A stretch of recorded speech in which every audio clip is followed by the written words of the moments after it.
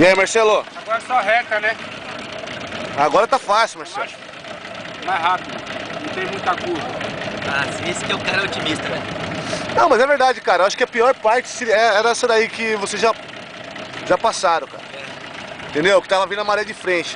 Quer alguma coisa? Ah, dá um gel aí. Um gel?